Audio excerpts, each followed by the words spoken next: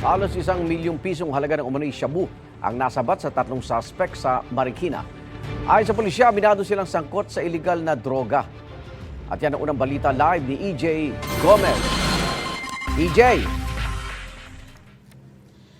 Igan, nahuli ang 3 drug suspect sa buy-bust operation sa Barangay Concepcion 2 sa mismong bahay ng target.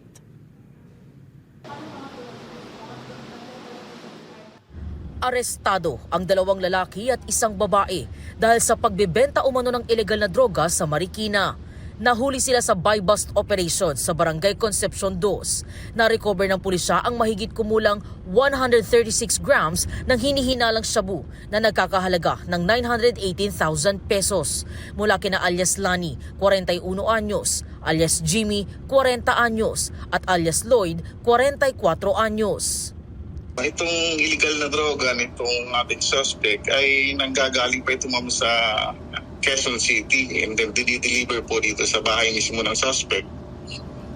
Then saka naman po binibenta nitong ating suspect dyan sa bahay niya. Pinupuntahan po siya ng mga kanyang parokyano.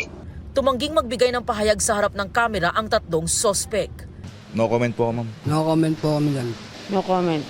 Pero base sa pahayag nila sa pulisya, aminado silang sangkot sa iligal na droga.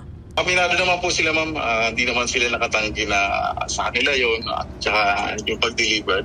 Nakakulong ang 3 sa Marikina City Jail. Maharap sila sa reklamong paglabag sa Comprehensive Dangerous Drugs Act of 2002.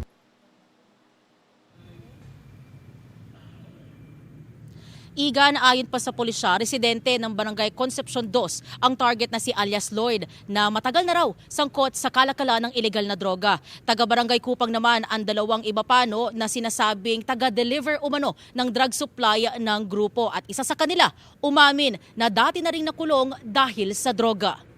At yan ang unang balita mula rito sa Marikina.